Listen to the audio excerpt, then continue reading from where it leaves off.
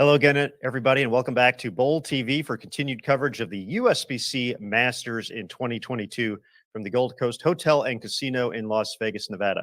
My name is Aaron Smith with Bowl TV, coming to you live from the Bowl TV studio in Arlington, Texas, and we are ready for B Squad's practice session. A little bit earlier today, A Squad hit the lanes for our first look at the 40-foot condition going to be used throughout the course of the week.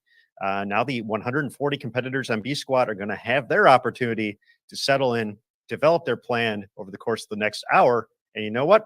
We're going to bring it to you live right here on Bowl TV. With that, we're going to go ahead and give you some action from the lanes, just like that. 70 lanes in use here at Gold Coast, and we'll be cycling through them throughout the course of the day here on our main commentary channel, available on bowltv.com, the Bowl TV YouTube page, and the Sport of Bowling USBC Facebook page.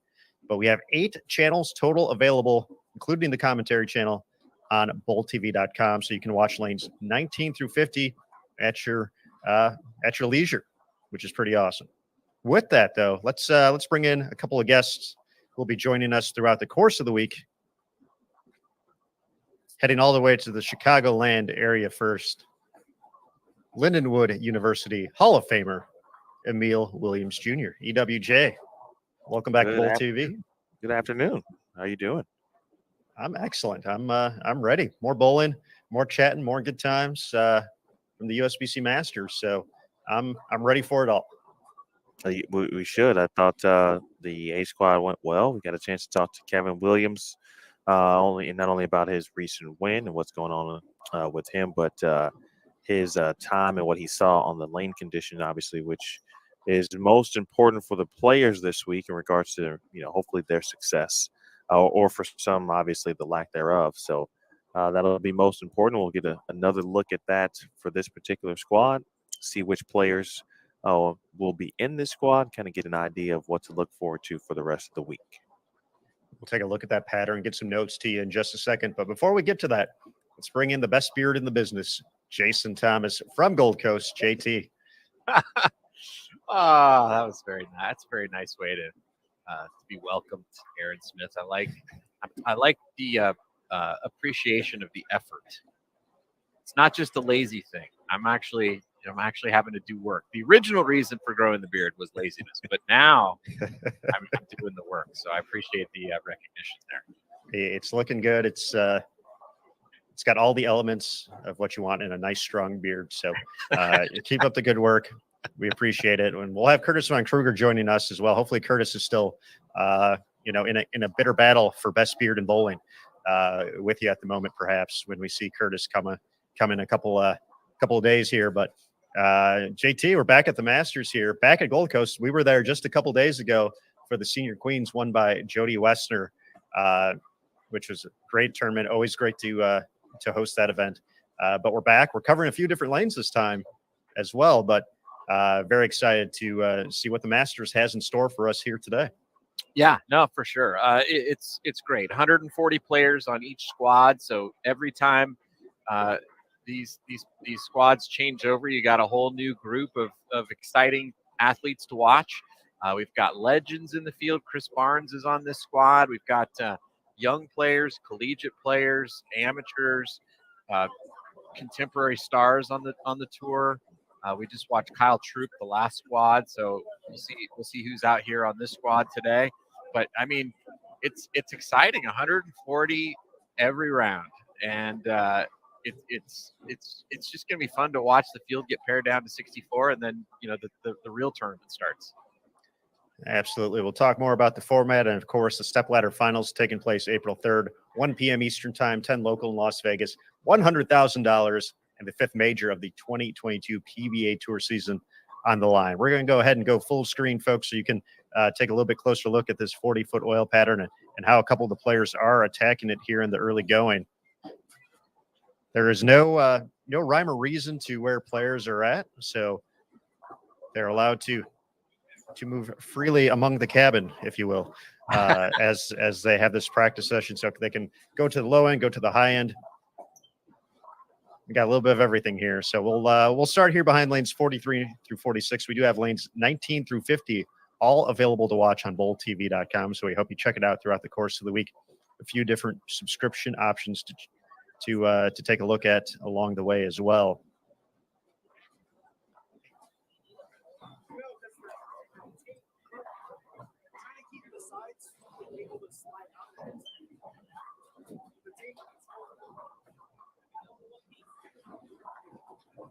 One familiar face in this pairing that we have here is Cortez Schenk, who's up on lane 45 right now. Cortez, a longtime star on Junior Team USA, now looking ahead to his career on the PBA Tour. Kicked it off with a television appearance at the Players Championship earlier this year. Bowled a fantastic match against Jason Belmonte, and he might have been the lone person who had a chance of knocking off Belmo's fantastic run at that event on his way to another major title. But Cortez, a young player, we've seen him a lot, though. We're very familiar with his game. He has won here in this center before, taking home the U.S. Amateur title a couple of years ago. So Cortez Schenk on the lanes and giving us a look at this 40-foot condition.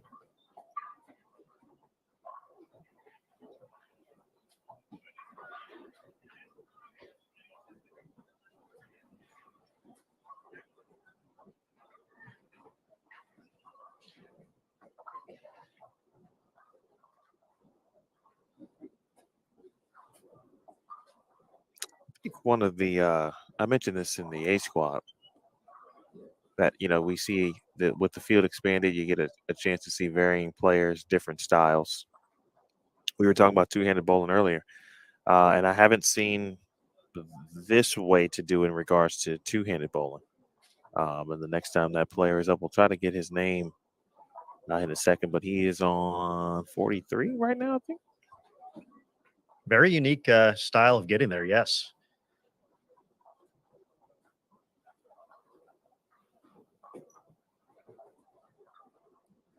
Looks like it almost results in a backup ball.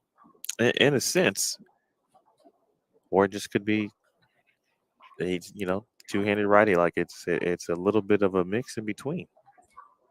As that I'm is, just wondering, if he wins the tournament this week, what are people going to complain about? Like, are they going to complain that he's a lefty? Are they complain about it that he's a righty? That he's a two-hander? What's the complaint going to be?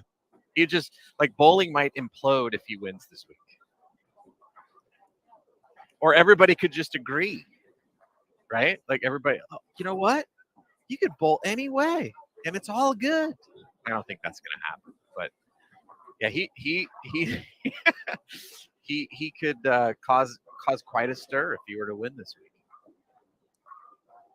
Look at the back of the jersey.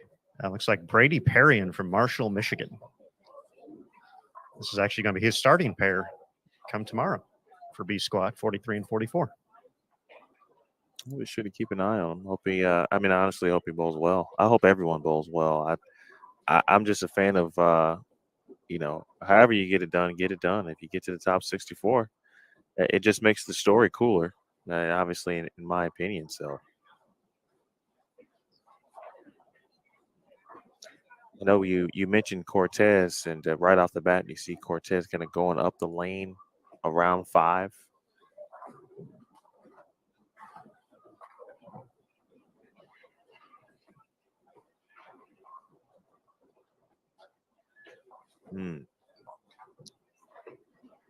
Well, like Kevin Williams said, the middle of the lane definitely hooks. Oh yeah. Oh yeah. Don't miss in if you're going to play in. For those of you who tuned in a little bit earlier today during A squad, this is going to look familiar, but we'll toss the lane graph up on the right side of the screen here so you can take a look at the 40-foot condition being used this week, courtesy of Nick Hoagland. Some of Nick's notes, if you will, saying this year's pattern very similar to what the Masters had last year, 40 feet in length with a 35-foot drop brush. Some of the changes are on the reverse loads, where there is a little bit more oil in the center of the lane, which raises the volume to 32.3 mils. Compared to last year, it was 30.3, so a little bit more on the volume. Ratios are 1.67 to 1 on the left, 1.83 to 1 on the right. Using the Kegel Current oil this year. But one of the big things to note, Gold Coast hooks more than what we saw at the National Bowling Stadium last year.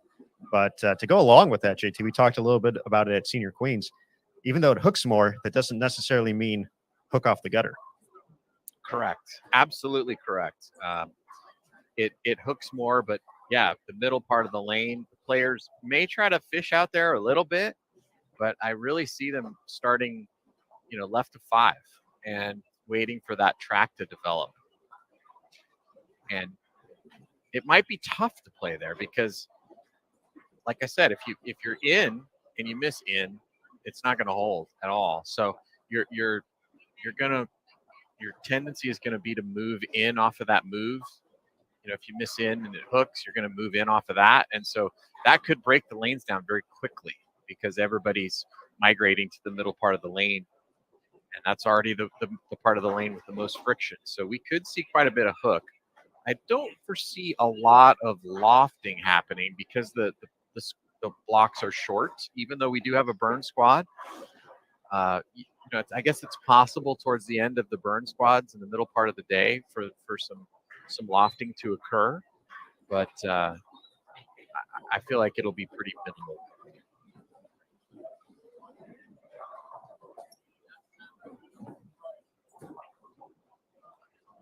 Taking a quick glance around the house, once again available on bowltv.com. A guy who doesn't mind getting to the middle part of the lane, Marshall Kent, currently on 31 and 32. Yeah, he won't. His heart won't be broken to see people lofting the ball, because he is, I think, in my opinion, the best of the best at lofting.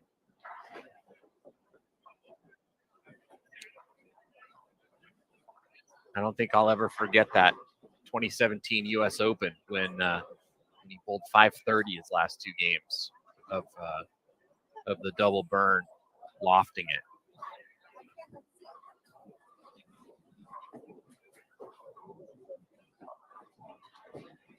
That's just rough in general, the double burn. Yeah, no, it was, but he made it look easy.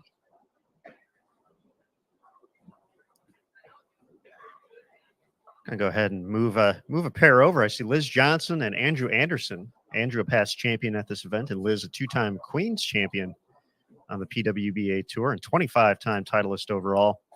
So we're going to head over a couple lanes to 47 through 50. But while we do that, you can take a quick look at the schedule upcoming throughout the course of the week. One more practice session podcast coming to you at 4 p.m. Eastern time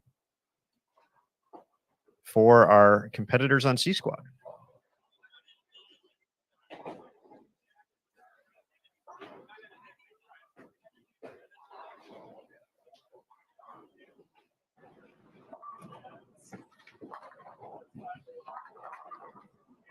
There's Liz J.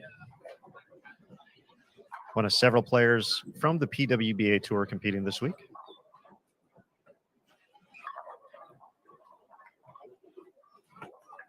Liz, of course, no stranger to success on the PBA Tour, coming the first to make a stepladder final show back in 2005, and then a win very close to home for Emil Williams Jr. He got to watch it live from the National Bowling Stadium in Reno, Nevada in 2017. I did. Pretty good good weekend. I think that was a weekend. I don't even remember. But definitely, obviously, historical, certainly as well. So if if you need to play a little further right and up the boards to make match play this week, I don't know if I would choose anyone else to be able to do that. Yeah, I wouldn't be happy to see that as my draw. Liz is a tough out.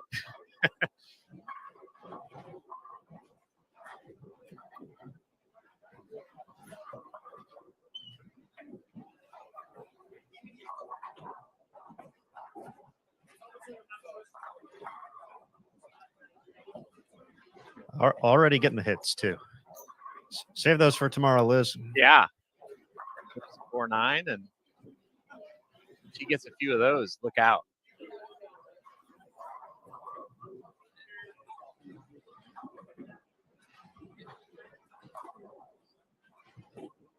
notice just how far left Andrew Anderson is trying to play right now. We're on the fresh, and he is already crossing fourth arrow and hit the pocket. So that could be something to watch for if the players on the fresh tomorrow decide to start that far left. How far left are they going to be on B squad?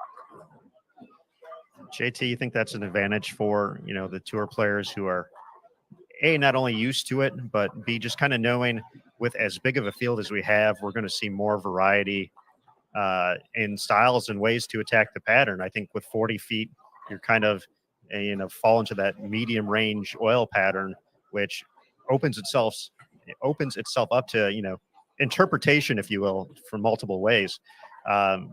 Potentially that's something for the players with the bigger rev rates who can open up their angles quickly. They can, maybe avoid some of the traffic that's going on for things going on to the right and just getting ahead of that transition because it's going to happen at some point. Yeah, I agree. I mean, the thing that's interesting about the Masters is that you really just want to avoid a really bad stretch of games, right?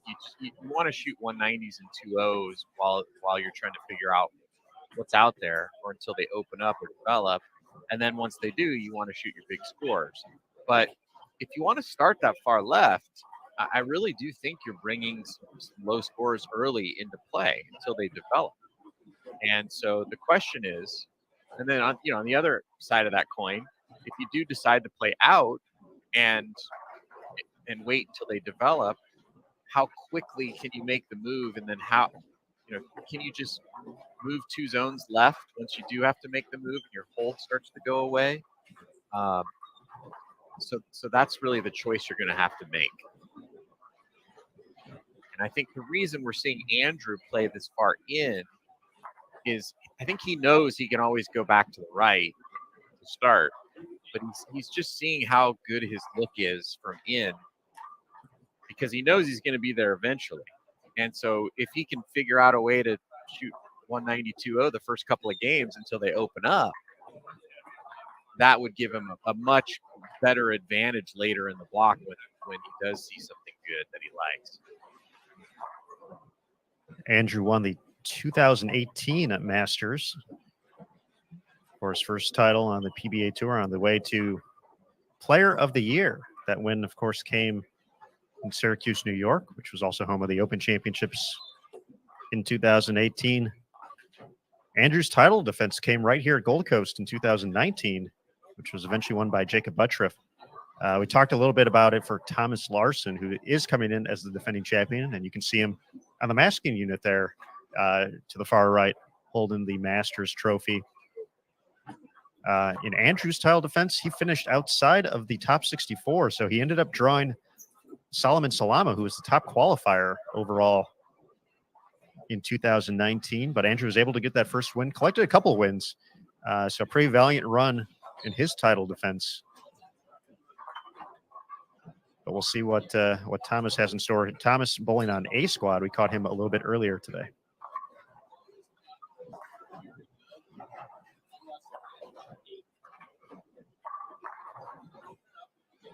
Yeah, I think that'll be a good storyline this week to follow, Aaron, is with the lanes being this high friction, will the righties that like to play a little straighter, how easy is it going to be for them to get into this top 64? Are the players that hook the ball going to have an advantage in getting to the top 64? But I think once they make it, you could see a completely different complexion of the tournament because then you go on predominantly fresh and you're only bowling against one other player. And will these straighter players have an advantage once the matches start? I certainly think that they'll be at a disadvantage during qualifying. But if they can get there, it might flip in their favor once we start the matches. That was one of the things that Thomas Larson had mentioned in one of the reasons why he not only feels comfortable in match play scenario, but confident as well. He mentioned that in kind of, making your way across the house. You're essentially having, and Thomas, not necessarily one of the higher rev guys on tour, oh, we have a 2 count. Yes. Um, Let's see if they try to go through it. Oh, they're not going to. Oh, man. They're not even going to try. We got too close to the sun. It was probably AJ Chapman. He just was like, I'm not doing that again. It's always a good call. But, Thomas mentioned, being a lower rev rate guy on tour, that, making the move across the house, trying to figure out the next move when you're, seeing the transition from players with higher rev rates, the guys pushing 450, 500 revs, it definitely makes it tougher out there for the guys playing straighter. However, looking at the match play portion of it, you're just with one other player. You can kind of manage the transition a little bit easier. And, it kind of takes some of that out of play, jumping from pair to pair as well. So one of the things that Thomas had mentioned he felt was a strength of his coming into this tournament. And, obviously that's, exactly what he did last year. He was able to get lined up early on a tough condition, playing them fairly straight, keeping things fairly in front of him. He was able to ride that all the way to the 2 seed and on the way to the title. A lot of good questions in the chat. We've got Rick asking if we're using new or used pins this week. We actually are bowling on some older pins, so that should help with carry. James asking about Danielle McEwen's foot, and appears to be doing much better. She's had some time to recover, and she actually did say recently that before the tour ended that she is going to take it easy and let it heal.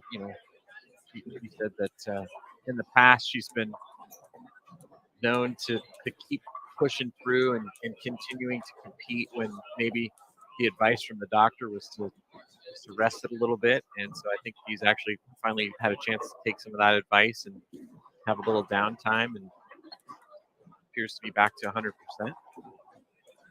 That's good news to hear, and bad news for everybody else on the PWBA tour. But another player who typically would be bowling this event, who bowls in many events, I want to send some well wishes to Maria Jose Rodriguez.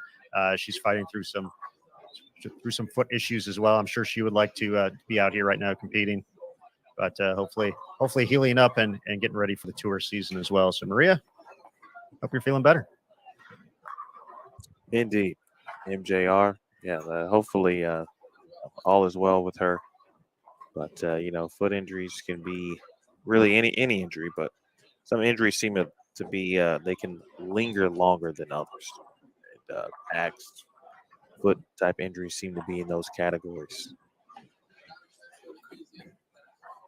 Kyle Lim is asking in the Facebook chat if Jason Belmonte is here. And those of you who subscribe to Bowler's Journal, if you don't, you should. But this month's issue has a feature on the back page that I wrote about Jason Belmonte, comparing him to Batman. And so, yes, the Belmo signal is here in the building. He is going to be on C Squad. JT, we were discussing this a couple of days ago, and you brought up an interesting stat, kind of looking at what we talked a little bit about it earlier during A Squad about, Belmo's the only 4-time champion at this event, looking to become the first 5-time champion. He won it 3 years in a row. But you had some interesting stats you kind of threw at him. I know about, just the probability of somehow winning the Masters and its craziness 3 consecutive years. Yeah, it is pretty crazy if you think about it. Just how difficult it is to win this tournament. If you just think about, Jason Belmonte obviously is the best player in the world. But even given that, in a 3-game match against a tour caliber player, what are the odds he's going to win one match? Probably maybe 60%. Would you say? I'd say he's, better than a coin toss. Yeah, sure. So even if you give him that extra 10%, even if you gave him 70%, you now multiply that over. You have to win 6 matches to lead the tournament. In some cases, you might have to win 8 or 10 matches. Let's say you just averaged it out to 9 matches per win in the tournament. You start multiplying the probability of that, and you get in the tens of thousands, even hundreds of thousands to 1 that you could win it 3 years in a row. And it was funny because when I presented that to him, he said, "Oh wow, that's interesting." I didn't feel like the odds were that long. But that's why he is who he is.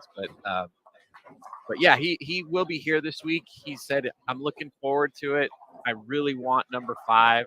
The only question I didn't ask him, which I should have, is if he does win number 5, is he going to say on TV, "Number 5? Right. Are you kidding me? That's right." Oh goodness, that'd be fantastic. That would be.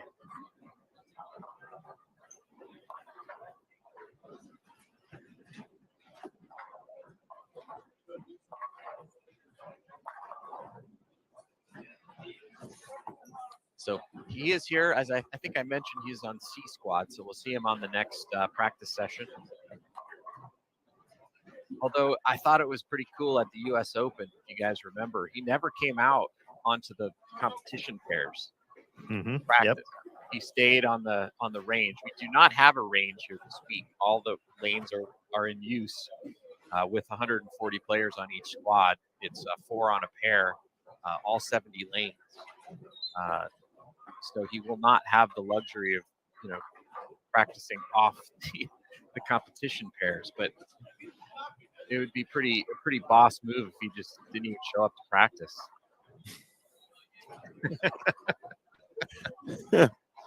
I actually asked him about that for the story that I did on him. I said, "Hey, I noticed sometimes you show up late to practice, or you don't even practice. Are you doing that to get in your opponent's heads?" And he kind of laughed and he said, "No," he said, "if I start thinking about stuff like that, I get into my own head." So, but he said maybe it gets in somebody's head, but I'm sure he knows that the guys are gunning for him more than they're afraid of him. So he said, "For me, I just need to stay in my own headspace, and then that just usually takes care of itself."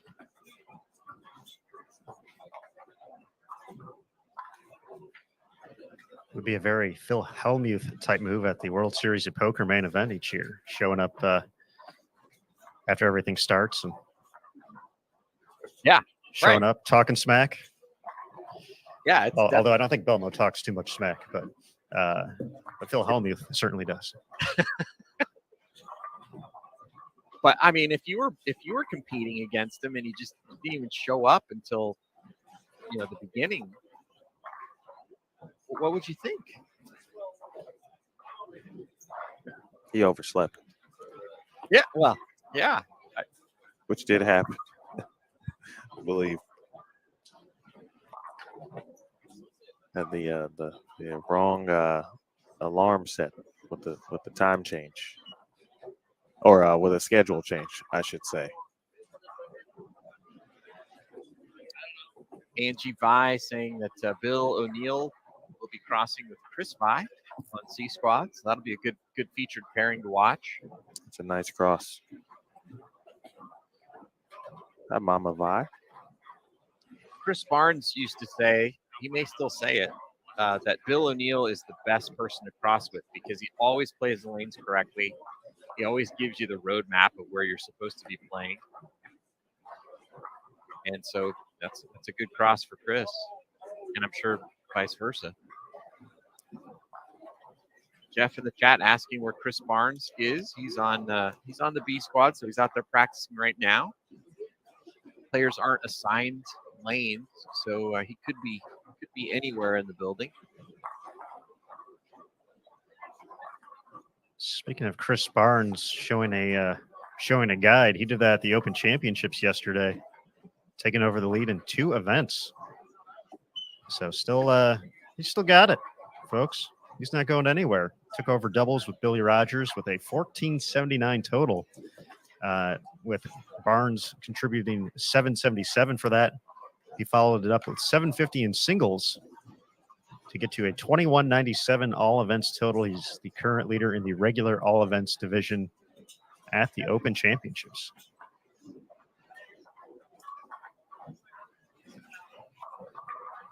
Coming off a third place finish at the, or fourth place, excuse me, at the Colorado Springs Open as well. So it's a perfect opportunity here for Chris. Some success here, some nice success in a really short period of time here, and hopefully he can continue that obviously midweek.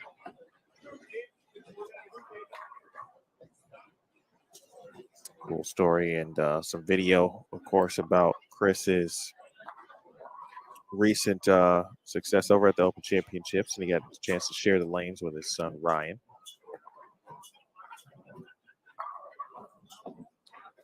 Yeah, that's a great story as well. And I just saw Ryan carrying some bowling balls. He's bowling on C Squad. Yeah, and you know, one of the things that it really helped. I mean, who wouldn't want to have Chris Barnes behind them, lining them up, right? I mean, there were so many games at team trials, and Ryan bowled great, made Junior Team USA. But there were so many games that I was so impressed where he hit a pair that he just was lost and struggling, and then figured out a way to throw the back 5 or 4 or 6 and bail out 190 or 2-0, which saved his tournament, kept his run going. And so, you know, that's the one advantage that he does have. I mean, obviously he's a great athlete, and he's going to one of the top collegiate programs in the country, and he's learning a lot there. But you know, ever since he's decided to commit to bowling, which was very late, by the way. You know, he had done it a little bit growing up, but he mostly focused on basketball. He was an excellent athlete. But now that he's fully committed to bowling, to have, you know, Linda and Chris, you know, helping him to learn, it just accelerates the progression so much more.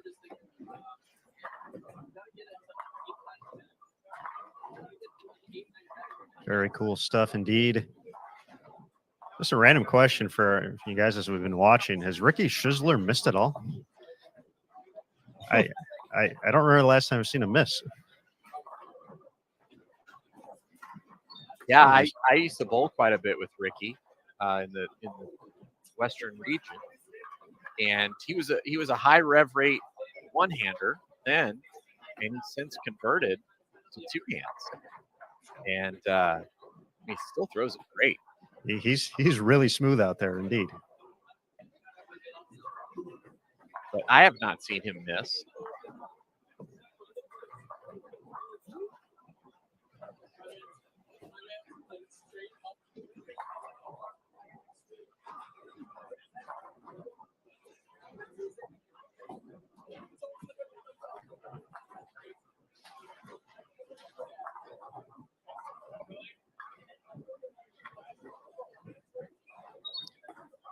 Of course, as soon as I bring that up, everybody leaves 49 and 50. So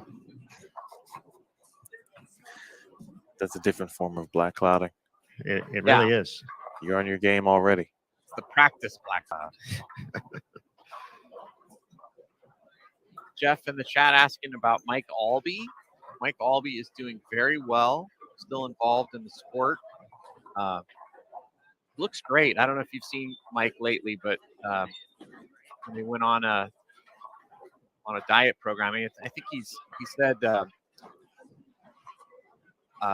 he has obviously a USBC Hall of Fame jacket because he's in the Hall of Fame, and he got it a long time ago when he was a little younger than he is now.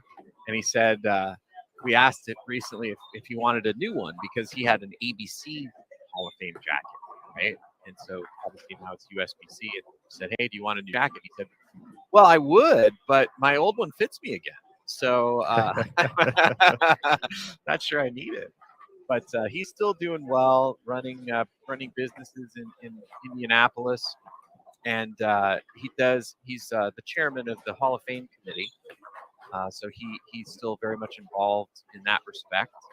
And he also volunteers to do photography at some of our events, which usually they involve auto racing. He's a big auto racing guy, but still, the nicest guy in bowling. He always has a smile on his face. And just the coolest guy. I'll tell you a quick story about Mike Albee, just because we say nice guy a lot, and I think we oversay it. But Mike Albee is the nicest guy. And here's why. One job I used to have at the PBA was that whenever we made a rule change, I had to inform all the players that the rule had changed. And so one of the rules that we changed was we changed the sizing on the lettering on the players' shirts, which meant that I had to call all the players and tell them they had to get all new shirts, which was just a terrible job. But I did it. And so everybody yelled at me, except for Mike Albee. He was very understanding, and he said, "Boy, I feel so sorry for you that you have to call everybody and tell them this." And I said, "Yeah, it sucks, but I'm not going to yell at you about it. I mean, you've got the worst job on the planet right now." And so he just was the nicest guy. And so I've had so much respect for him. Before that, obviously as a bowler, but then as a person ever since.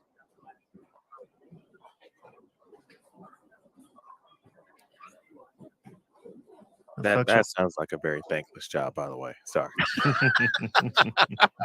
Well, once you do that job, everything else, is easy. We have switched pairs here to 23 through 26. I did see Chris Barnes on 25 and 26, so we'll see if the cloud is real, in fact. We do have AJ Chapman, though, on this pair as well. He's over on 23 and 24. We even have an even closer live stream apparently available as well.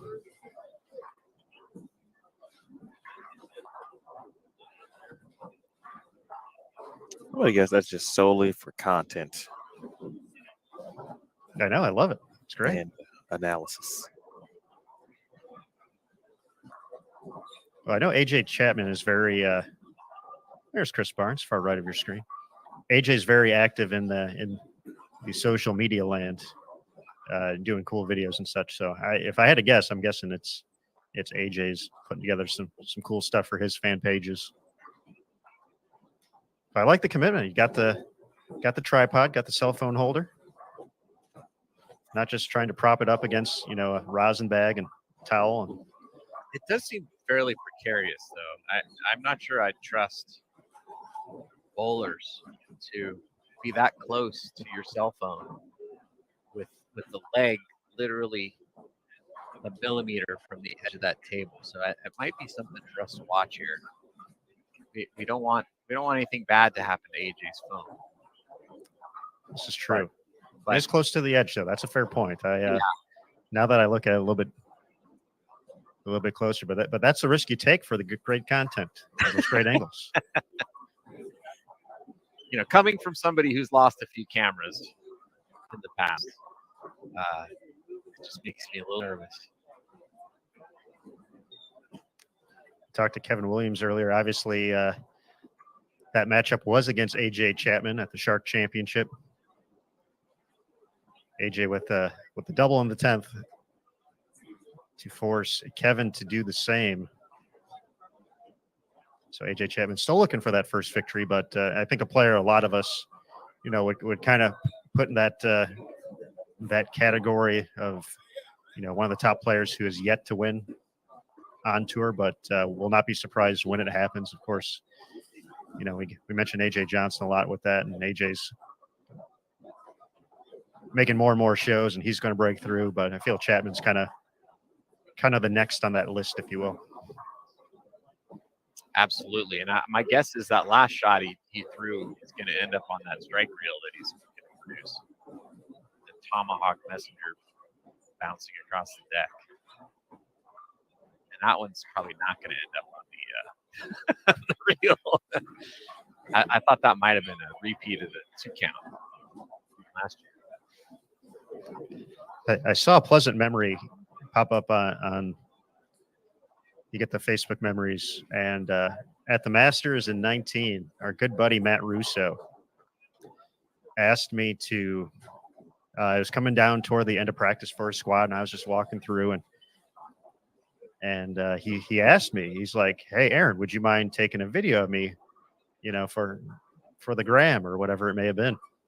That's what the kids say. And I'm like, "All right, Matt, I'll take a video of you, but you have to promise me you're going to strike." And Matt ended up going up there, and he flagged the head pin to the left and got 7. And I berated him and said, "Matt, what was that? Matt, what number was that?" It's like, "That was 7. I got 7." I'm like, "That wasn't a strike. You promised me a strike." He's like, "Well, give me one more chance."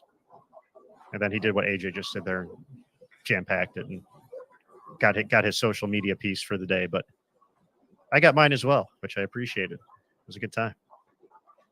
So hopefully Matt's listening right now and remembering that story fondly, as I do each and every year. I saw Matt a little bit earlier today, talked to him for a few, and he's very happy to be back in this building. He has a lot of great memories here, and looking forward to having a big week. See some other players here. Kendall Miles. Good Storm. Aaron just talked to Kendall not too long ago for the Above 180 podcast. Talked That about is correct, yeah. ITCs and collegiate bowling. Ron Cardenas, who lives just down the way, or goes to school just down the way, I should say. I can't confirm that Cyril actually lives in Vegas, but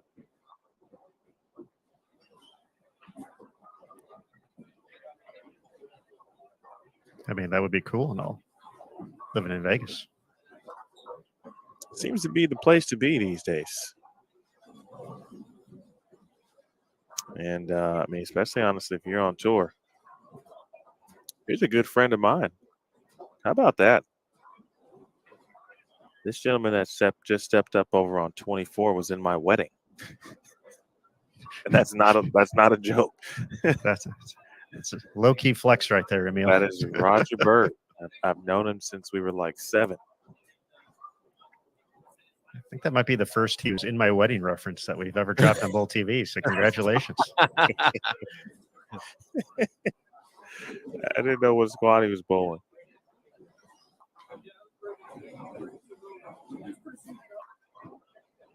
Now I should text him like, I'm going to say just notoriously horrible things about you right now during this practice session podcast. So our guy, our old good friend Joe dropping by in the chat, in the Bowl TV chat specifically. We were discussing Chris Barnes. If you followed him on, if you follow Chris on social media, he mentioned he'd made some significant grip changes for the first time in 30 plus years. Joe mentioned obviously in the Bowl TV chat that he spoke with Chris about his recent success, he and Linda, for an upcoming issue of Bowler's Journal. So be on the lookout for that story.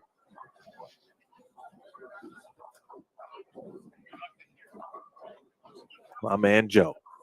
I believe Joe is out there at the Colorado Spring Stop as well, providing a lot of the great content from Bowler's Journal. We'll also have Jean-Marc Manzione out here this week at the Masters for Bowler's Journal.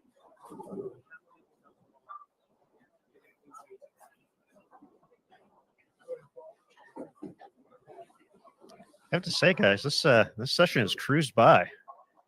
We only got 15 minutes left before B Squad is wrapped up, so this is going to give me a quick opportunity to take care of some housekeeping items. As we've mentioned multiple times, and we've even done it throughout this show, we have switched pairs to show you some different sights and sounds from across the 70-lane Gold Coast. We do have lanes 19 through 50, 32 lanes covered, which will be the standard throughout the course of the week through qualifying and into match play. And the best way to watch all of the action is to head on over to bowltv.com, pick up a subscription. You have a few different options to watch the action live from Gold Coast. You can pick up an event ticket, which is like watching the live action, similar to, buying a ticket to go watch the Chicago Bulls, as Emil Williams Jr. would do. You can watch each round as it goes throughout the course of a competition until we get up to the stepladder finals, which will be on Fox on Sunday, April 3rd. But $12.95 for an event ticket to watch the live action throughout the course of the week. Or you can pick up a monthly recurring subscription for $9.95, which unlocks everything available on BowlTV.com. So not only the live event coverage, but you get all the archive content and on-demand as well. And then an annual recurring subscription, $79.95. The best way to support the PWBA Tour, which is coming up starting in May 12th, and rolling through August. Of course, all the short duration events here on the USBC schedule provided by Bowl TV. Transaction fees do apply for all three. We have a great Bowl TV community. We had Larry join us for a little bit on the broadcast, not just in the Bowl TV chat, as we usually have Larry, but Larry on site as well, checking things out from Las Vegas. Just got done bowling the Open Championships with our good buddy Chris Pulliam as well. So Larry got some airtime, got to say hello to the good folks. A great Bowl TV chat community, a lot of folks interacting in each and every show, enjoying the sport, enjoying watching the best do what they do. So definitely a highlight of being part of the Bowl TV or having a Bowl TV subscriptions, being part of the community. And of course, giveaways. We do giveaways pretty regularly here on BowlTV.com. And we're going to have another one come up in just a couple minutes. We've got a Bowl TV t-shirt we're going to give away to one lucky viewer. But for those of you watching on Facebook and YouTube, the only way to be eligible to enter is by creating a login right now to BowlTV.com. Heading on over. It is free to watch the commentary channel for today with a login. So the only way you can win is on BowlTV.com. So we'll have that giveaway coming up in just a couple minutes.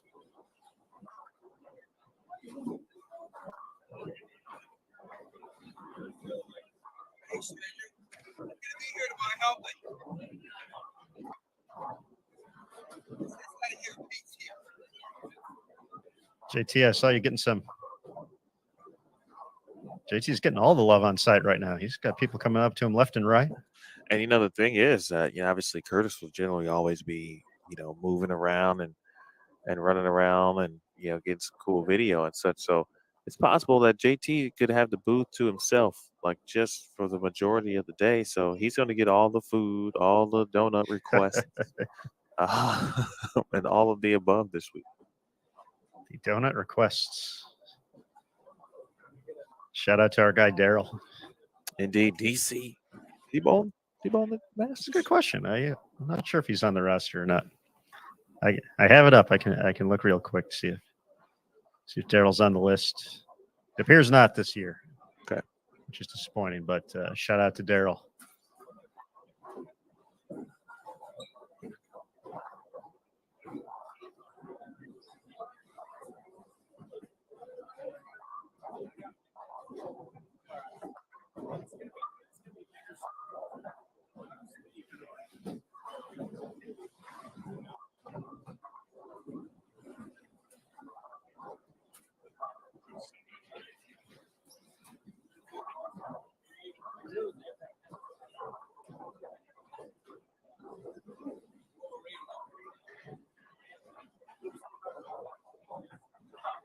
Yeah, Dusty also worried about AJ's tripod. It's like watching a train wreck. It is a lot of faith in his fellow competitors. I will say that. The more I think about it, I don't know if I would. Hey man, we've all been there. But I mean, that's the good angle though. You can see it. You can see it in the video. Yeah, like that's full arm swing. Oh, look at that! Wow, that's making the. That was wild. About to look at it too. That might be posted right now. Let's watch his reaction to his own video.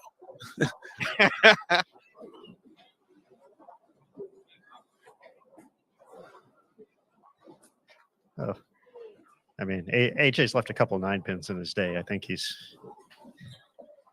rewound it. He's getting a look at. He's craning his neck. So How did it miss that? That 9-pin was reminiscent of EJ Tackett's 9-pin to cost him the title against Jason Belmonte Yeah, that was wicked. in Lubbock. Yeah. It was EJ came by and said hi.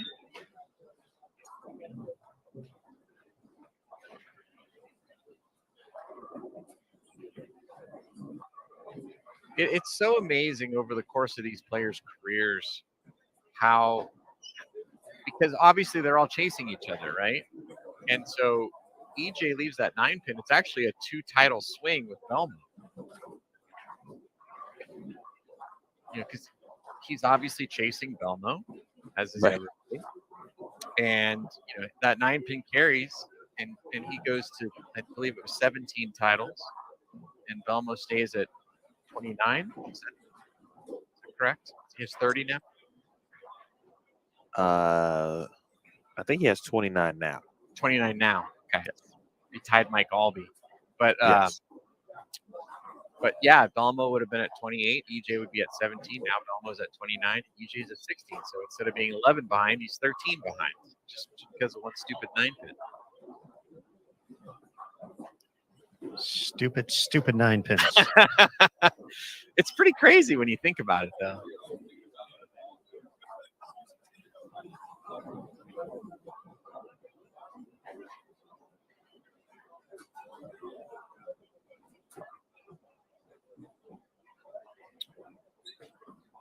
PGA Loom in the chat is asking about nationals. It is actually going on over at South Point, so different facility.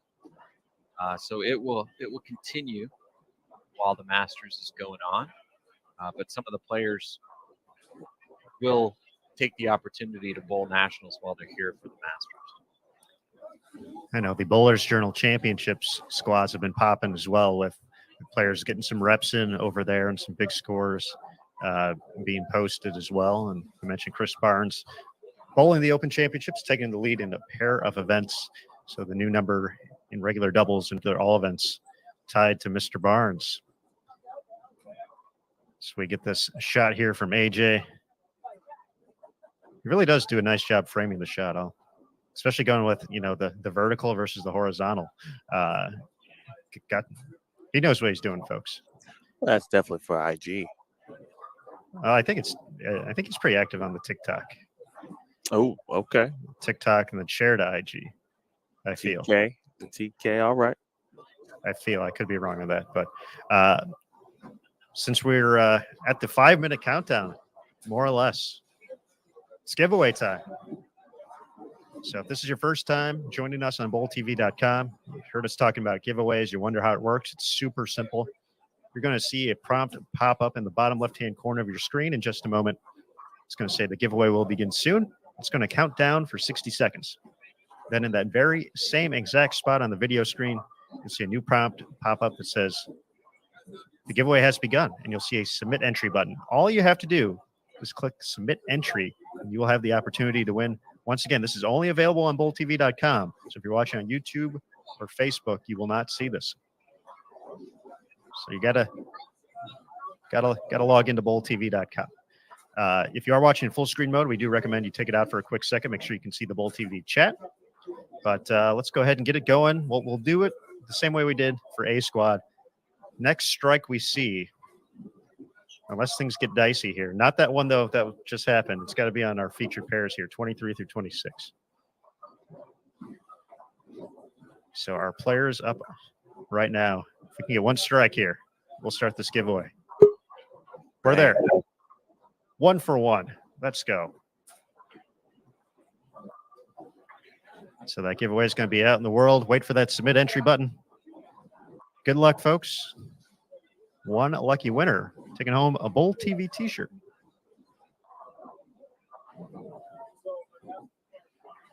Good buddy Rod won one earlier today. Who will it be this time?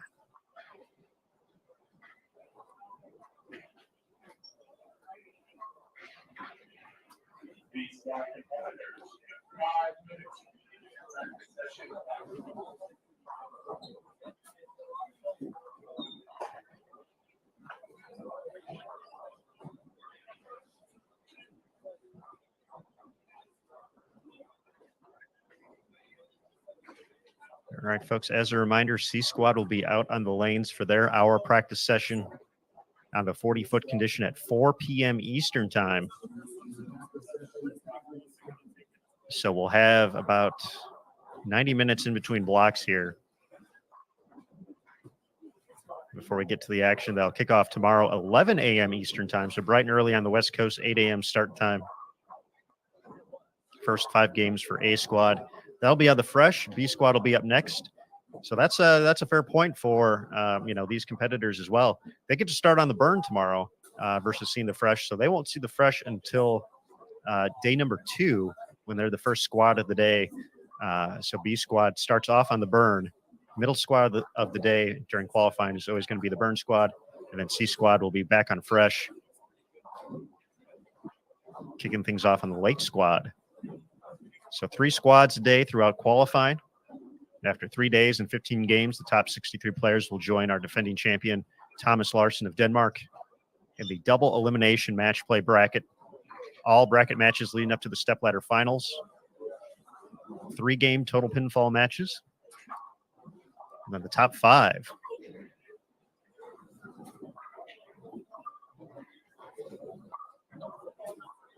will advance to the stepladder finals.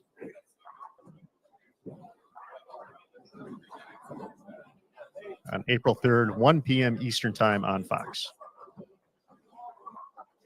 As a note, we will have a pregame show on Bowl TV as well prior to the show. We'll run it literally right up to the start. So we'll be able to hand the mic off to Dave Ryan and Randy Peterson for the show on Fox. Got to talk to Dave just this past weekend. He was calling the SWAC championship that we had on Bowl TV at the ITRC in Arlington, and Dave will be making his way to Las Vegas to call the show with Randy April 3rd.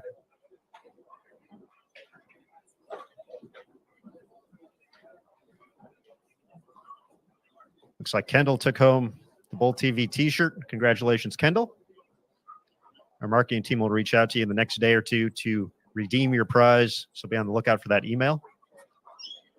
Thank you again for participating, being part of Bowl TV, and thanks to everybody for joining us here today.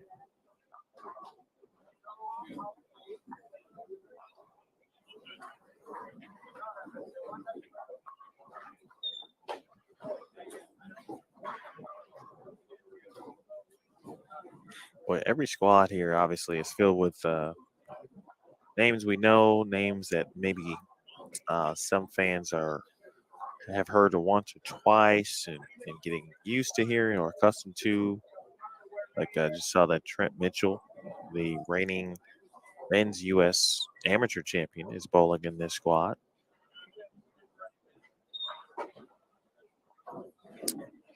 He's from Chicago. Manny Sanchez, who used to go to Calumet College bowling.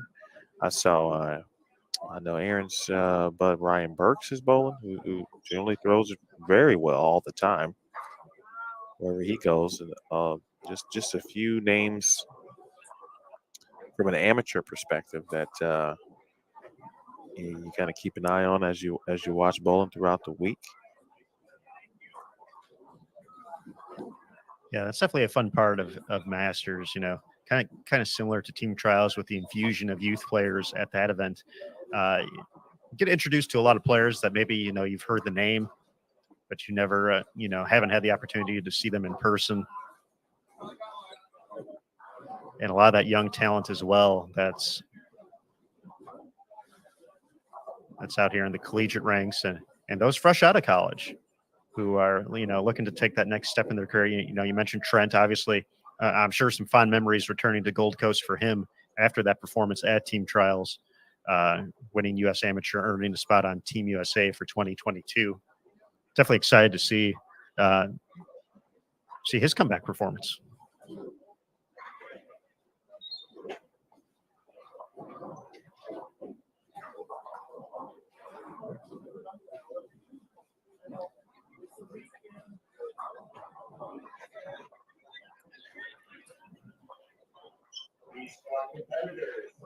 Imagine how much film AJ would have had to use back in the day to get all this coverage.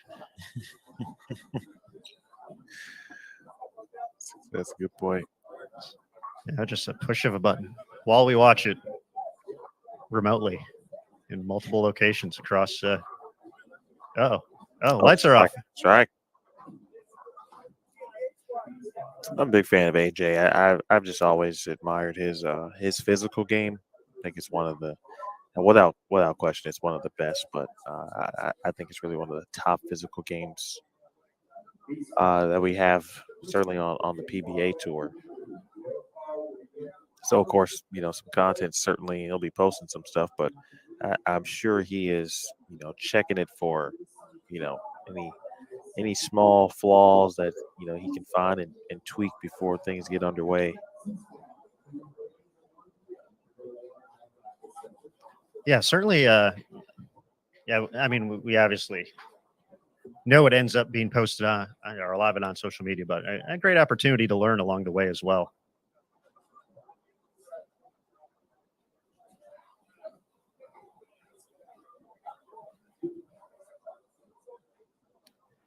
I think we're in for a treat, folks. We're going to bring it back into the Bowl TV studio, and then looks like we're going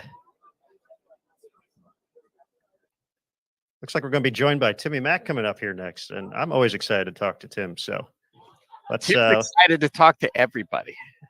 That's what we love. There he is. Even us. I'm just happy to be here, guys. How are we doing? We're doing well, Tim. It's great to see you.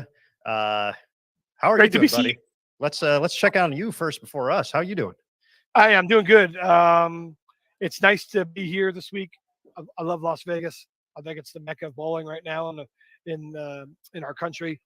And anytime you have a chance to shoot up for a major and a tournament that means a great deal to me, which is the Masters, it's going to be fun throwing shots this week as opposed to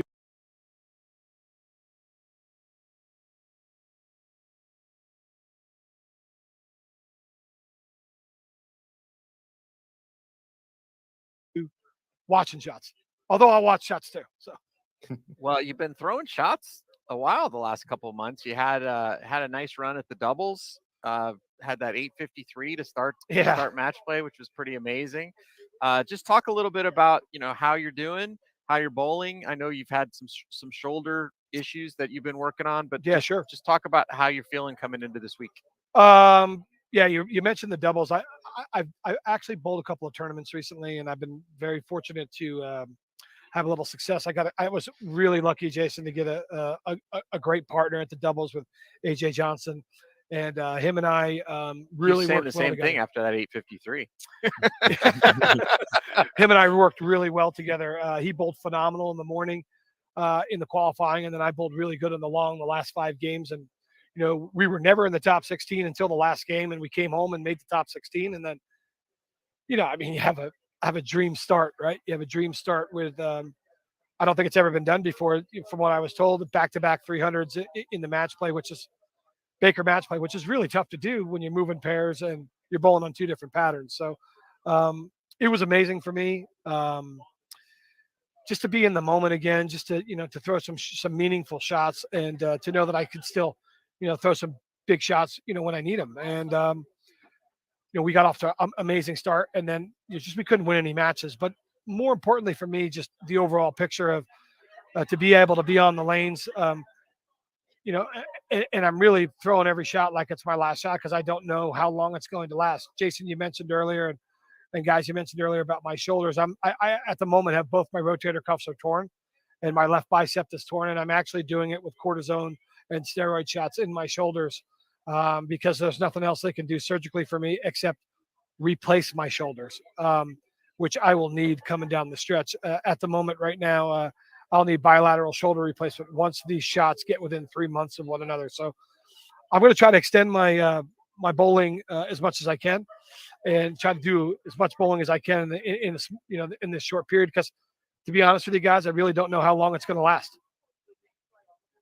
Tim, and I appreciate you sharing that. One of my memories of you used to do a lot of stuff for us when we had the core working and doing some behind the scenes. And I remember Jalen Mosley's run at the Masters a few years back. You were right there. the difficulties, if any, but I'm sure there's got to be some level of difficulty to kind of turn off the ball rep brain and turn on the bowling brain. What's that process like for you? I'll tell you what, that's a great question. And yeah, I'll reference a quick shout out to our man Jalen, who's an up and coming superstar, just a wonderful talent. And what a run that was at 16 for him, 16 years old, and made that run at the Orleans and told him to drill that urethane ball in the match play, and he did, and he bowled really good. And really proud of him and the bowler he is and the person he is. So continued success to Jalen. But for me personally, I mean, I've got to actually the ball repping has helped me a great deal with the small amount of bowling that I've been able to do recently.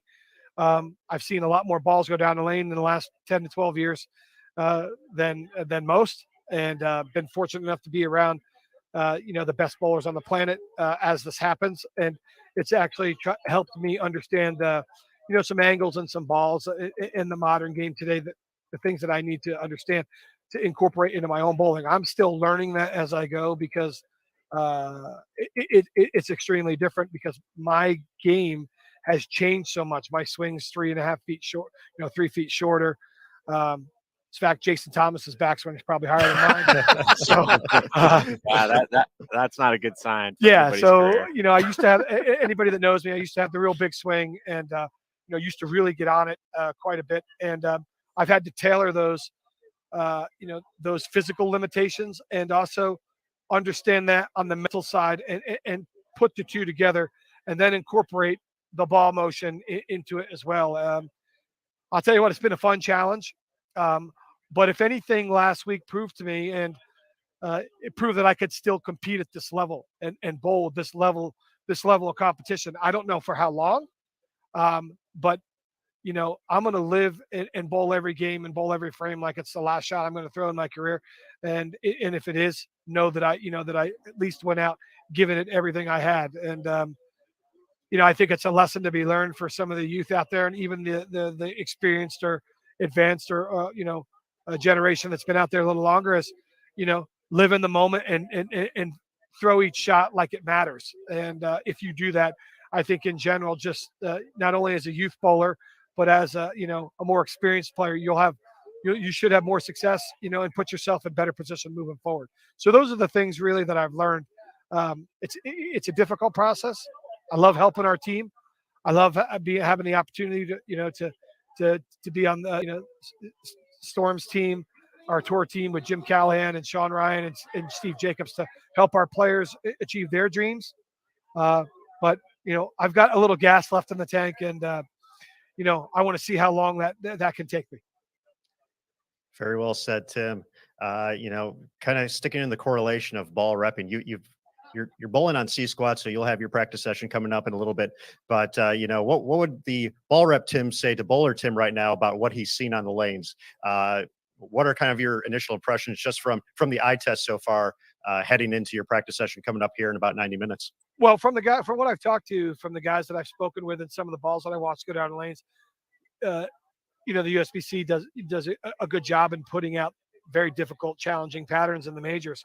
My good buddy Nick Hoagland, is always a challenge out there. He's never been able to hook the bowling ball, so I'm giving him a little hard time right now. So he usually likes you to throw it straight. So, and that usually works at the Open Championships as well, especially early until the lanes break down, because that's just the dynamics of the game we live in today. You have to navigate the challenges of the breakdown. So,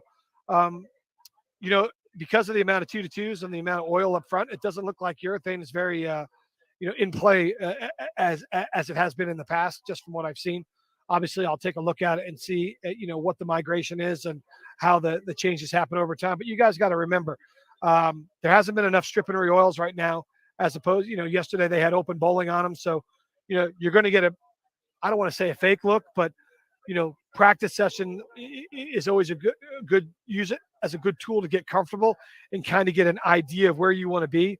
But you got to be cognizant of the fact that when the lane gets stripped and reoiled, at least 3 more times before I get on them, they'll be a little flatter. So they won't be as forgiving. So there won't be as much left, and there'll be a little less right. So I still think your angles got to be, you got to be pretty, you got to be really good with your angles and your ball speed control, which you always have to be at the USBC Masters. And, just from what I understand, what I've seen out there, I've got an idea of my arsenal of what I want to come out and choose, in this practice session, which is good because it's the third one of the day. So there's 3 more strip and re-oils to get some of that house memory, that's been here. So, I've done a little bit of homework and watched some guys bowl and kind of see, what everybody's doing out there. And kind of gives me a better game plan to how I want to attack my practice session. It's only an hour, so you really want to utilize that time, to my advantage. And it's just to really get comfortable, get my bowling legs under me, and try to make sure you make some sound decisions. Because really you don't have to lead this tournament, guys.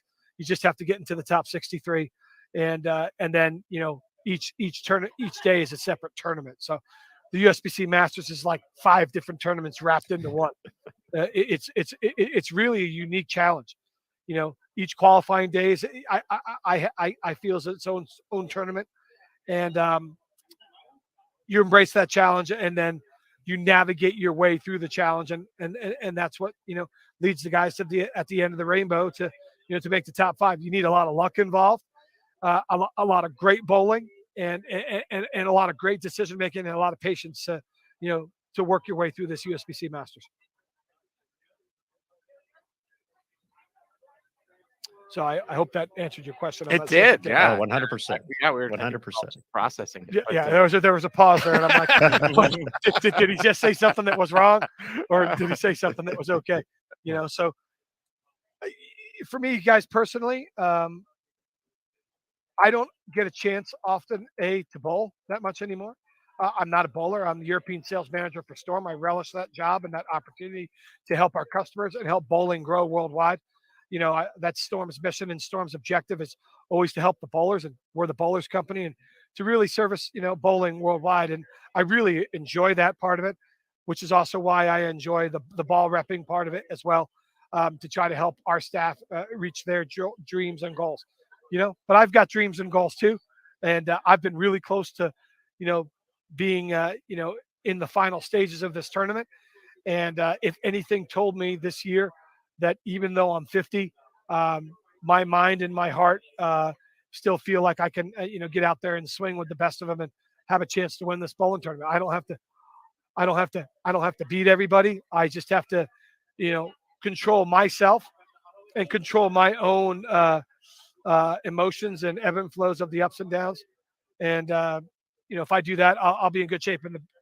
And what I wanted to hit on, guys, is my family doesn't get a chance to watch me bowl, and my wife and daughter are here this week. My wife's a medical ICU nurse, and she doesn't obviously get away with COVID and taking care of people. What she does, is real work and the real hard stuff. So to have her on site, and my 15-year-old daughter, who has really never seen her dad win in person and have success in person, I have a goal that I want to win one more big one, so she can see that, hey, her dad used to be okay, a decent bowler, and used to have win a tournament here or there. And, it'd be really a dream come true if, I could get an opportunity to have that happen. But I've got to keep things in perspective. But having my wife and daughter here, my in-laws be here, will mean a great deal to me as this week progresses. Well, Tim, you got the Bowl TV community behind you. From here in the Bowl TV booth, we're always inspired getting the opportunity to talk to you, and even more so now, just knowing everything you're fighting through to be here to compete this week. So, best of luck. We're rooting for you. We're hoping to see you take on some matches, get fired up like we know you can, and take a few folks down along the way. So, Tim, we'll let you get ready for your practice session. But thank you so much for joining us here and sharing with us on Bowl TV. What a pleasure to be here, guys. And hopefully I can continue to, be here in the future with maybe some interviews. A big thanks to you, everybody at Bowl TV. You guys put in a lot of hours, a lot of effort, a lot of work. And, we're going to showcase the best, some of the best bowlers in the country, and some from around the world here. So thanks again, guys, for the opportunity. Thanks, Thank you, Tim. All right, folks. Tim Mack, the USBC Hall of Famer, joining us here. Not only offering the perspective as Tim Mack, the ball rep, but going to be competing. He's going to be up on C Squad in just a little bit, which will be at 4 p.m. Eastern time. We'll have that practice session, so maybe we'll get a chance to see how Tim is attacking the pattern as well. Can't help but you can't talk to Tim Mack and not find a way to smile or be inspired. And even more so now than ever. Just kind of, I know the injury bug has been around, kind of took him away from the sport on the competitive side. He still gets out there every once in a while, but knowing that, just knowing everything that's kind of going on now, it's sad to hear, but B, it's inspiring to hear him fighting through it to continue to compete at this level. Yeah, I agree. I mean, coming from somebody who basically retired from bowling because I had a little bit of a hip problem and a little bit of pain, kind of makes me feel guilty, right? Why didn't I try harder and try to stay in it? I mean, he's still competitive at this level, and he could barely, do. There was a time when he could barely walk. He's had knee surgeries and shoulder surgeries now, and he's talking about, as soon as the cortisone shots get less than 3 months apart, he's going to have shoulder replacement. So the fact that he finished 9th in a PBA event just a few weeks ago. If you're not inspired by that, and it doesn't make you want to, not give up at whatever it is you're doing, then, I don't think you have your head in the right place. So, obviously everybody rooting for him. It'll be fun to watch him bowl this week. And if he does bowl well, I mean, there's nothing more exciting in the sport. Maybe Pete Weber making a run, but than Tim Mack, winning matches at the Masters. Yeah, and you both have said it as well as I can say it. I'll just simply add that, and the fact that he's one of the better humans, not only in the bowling industry but certainly across the world, adds to really what is Tim Mack. And anytime you talk to him, you leave, as we all talked about, just the inspirational. He could easily go around and be a motivational speaker of sorts in that sense. But definitely rooting for him. I know we're supposed to be objective in this business, but not for Tim Mack. Full on rooting, 100%. And I really do hope he has a great week. Absolutely. And folks, we are going to go ahead and get ready for this final practice session podcast coming up in just a little bit, 4 p.m. Eastern time. So about 70 minutes or so from now. Right now, Kegel is doing their thing, restripping, re-oiling the lanes for C Squad to get their first look at our 40-foot condition. So as we say goodbye for right now, just want to give a quick thank you to USBC and the USBC Board of Directors, to Storm, Rotogrip, and 900 Global, our gold industry partners. Kegel, the official lane maintenance provider of the USBC and USBC short duration events like the USBC Masters. Of course, our competitors, the Tim Mack, Kevin Williams, we've already talked to both of them today, and we'll be talking to athletes throughout the course of the week. So we appreciate their time and their knowledge here on Bowl TV. And of course, all the good folks joining us on Bowl TV. We appreciate the community. We appreciate the questions. Keep them coming, and we hope you join us throughout the course of the week. So with that, I'm going to go ahead and sign off. So for the Bowl TV team, Curtis Von Kruger, Jason Thomas, Emil Williams Jr., my name's Aaron Smith. We'll be back online on Bowl TV in about an hour for C Squad practice session. But until then, everybody have a great Monday. We'll see you soon. And remember, on Bowl TV, bowling lives here.